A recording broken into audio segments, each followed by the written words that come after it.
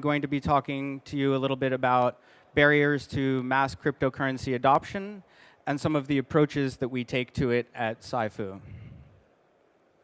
So first, all of us here support crypto. We want crypto to succeed.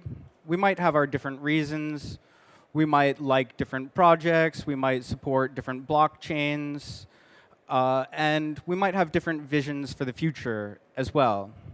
So we might have different views of regulation, centralization, anonymization. But in the end, we all want cryptos to succeed. We all want more people to adopt them. And so how does crypto succeed? How do we make a revolution so that everybody uses cryptocurrencies? Well, it starts with people.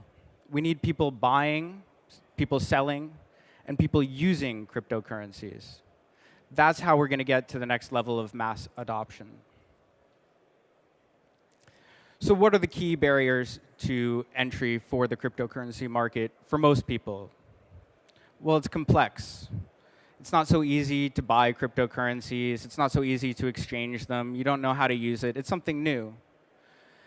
You also have a lack of secure channels. You hear about people getting hacked, exchanges getting hacked. You have lots of problems like this. There's also a problem of limited reliability. So a lot of the companies out there don't play by the rules. A recent example might be Wavecrest that issued lots of cards for different crypto companies. They were warned. They were told that they shouldn't be doing certain activities. They did them anyway. And a lot of cards got canceled, and a lot of people got really upset. So let's go back in time a little bit. Imagine it's 2012, and you want to buy some cryptocurrencies. You want to buy some Bitcoin, in fact. What would you do? Well, first you had to withdraw money from your bank account. Then you had to wire that money to a cash processing service, pay a fee. Then from that cash processing service, you'd have to send it to an exchange, pay another fee. Then you'd have to place an order, pay another fee. And then from there, maybe you can transfer it to your wallet. Maybe you leave it on the exchange. And if you want to do this in reverse, you have to pay all the same fees again, do the same process. Now, we know this is improved a little bit now. You can get rid of some of the first steps. But actually, the security has become more challenging because it's a bigger target for most people. Cryptos are worth more. People are more focused on it. So if you had your crypto, where would you store it? These are the wallets that you have an option for. They all have pluses and minuses. You have desktop wallets and hardware wallets that can be very secure, but they're also quite challenging for a lot of people to use. You can also have an online wallet, which might be a little bit simpler, but you have challenges of hacking, scandals. It's less safe. So you might say, why would I bother with all of these wallets? Why don't I keep it on an exchange? I guess you've heard a lot about most of these. This is just a list of a few of the exchanges that have failed, gone bankrupt, or some other way absconded with customers' money. Some of them just disappeared. So obviously, an exchange isn't a very useful place to keep your money. So let's go back to wallets. What's the problem with a lot of these wallets? Has anybody heard the story of James Howell? James Howell was a miner who started early on with cryptocurrencies. He mined about 7,500 Bitcoin, which today is worth over $60 million. Maybe it's actually even more today. We've had a nice little upturn. And one day, he spilled some lemonade on his mining equipment. It was early on, so he sold off his mining equipment. Didn't think much of it. Then he realized his Bitcoin was worth quite a lot a few years later. Turned out that either he or his girlfriend had thrown out the hard drive where that 7,500 Bitcoin was.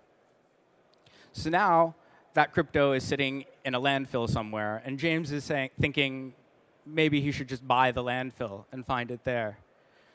But this story tells us one really important thing. He was never compromised, but he still lost all his crypto. His wallet was fine. everything was gone. 56 kilobyte kid. Anybody know this story? So 56 kilobyte kid bought 100 Bitcoin, about, and he had it on a software wallet called Electrum. One day, he made a transfer from his wallet, left his computer for an hour, came back, all his Bitcoin was gone. Never found out exactly why it happened, how it happened. Probably it was a key logger, somebody who was able to figure out his keys from his computer. But this shows that even if you're using a fairly safe method like an online wallet, you can still suffer hacking scandals. And it's a little bit simpler. Last story, a little more recent. Mark Frauenfelder, I believe it's pronounced. He's a journalist for Wired. He bought himself 7.5 Bitcoin, and he decided to invest in a very secure wallet, a Trezor wallet, where he would store all his Bitcoin. On that Trezor wallet, he had a PIN code and he had his keys. He wrote those down on a piece of paper, tucked it away somewhere secure, where he thought he could never lose it. Turns out it wasn't. It fell on the floor, housekeepers threw it out, or at least that's how the story goes. And he lost all of his keys. And then he forgot his PIN. So he couldn't access his wallet. He started entering PIN codes, but the Trezor, every time you enter an incorrect PIN code, it doubles the time that you need to access that. So he was trying and trying and trying again, but he didn't manage to get in there. He'd all but given up hope, and then he found out that somebody discovered an exploit in the Trezor wallet. So he went through some programmer friends, got connected to the guy, 15-year-old kid, who helped him through some soldering and copy-pasting. He managed to get himself access to his Trezor wallet again. It had a happy ending. He got his Bitcoin back. But it shows two things. First, it's not as secure as you think. You can still lose something because of human error. Second, even these wallets, even the most secure wallets, can have holes. So a little bit of a summary here. Why is crypto still so unappealing for most people? Exchanges are risky places. They're complicated. Storage methods still have vulnerabilities. You can see that with all the different wallets. And crypto is just difficult in general. You have lots of things that you need to do to spend it. So we're Saifu. How do we approach these problems? We're a crypto fiat financial institution. And we saw three main things that the solution needed to have. First, we thought that fiat and crypto needed to be exchangeable and usable in one place. Second, we thought this needs to be just like what everybody already uses. There shouldn't be any differences. People shouldn't have to learn something new. And lastly, there should be some really good security for it. It should be very secure. You should be using the same banking security that you use in your bank for cryptos. So we have three pillars that we operate under: easy, secure, and compliant.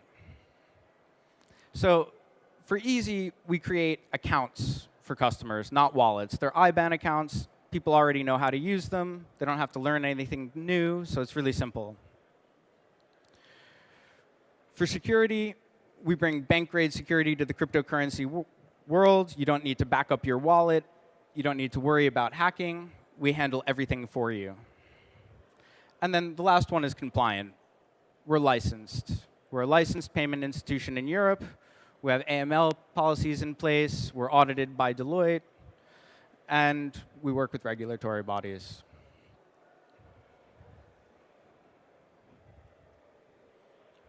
So a little bit more about how we're easy.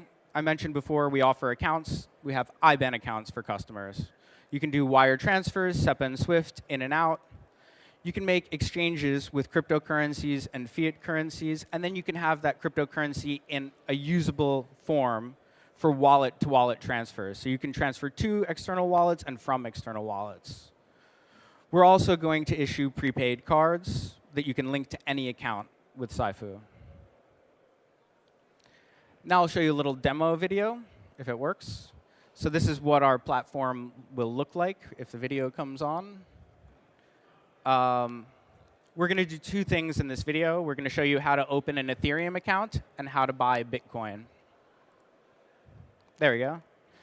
So if you want to open a new Ethereum account, you can go over to that place, and you can click. There you go.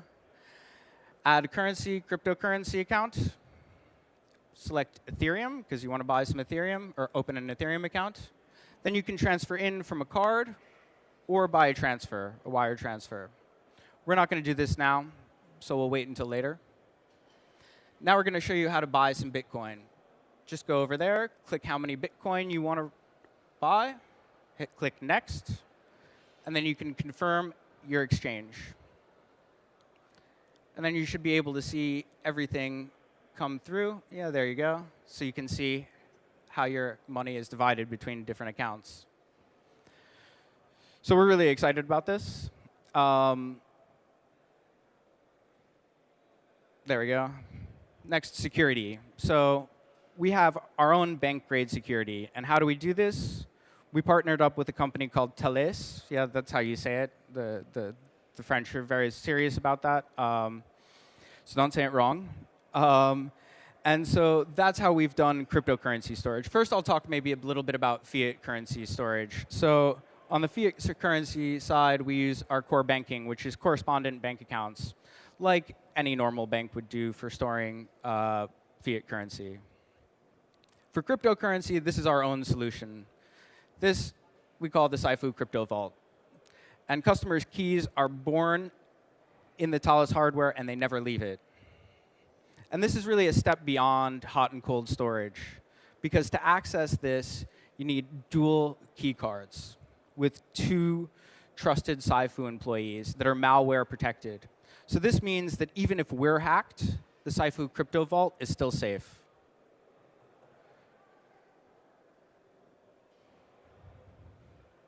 On the client side, we also offer bank-grade security.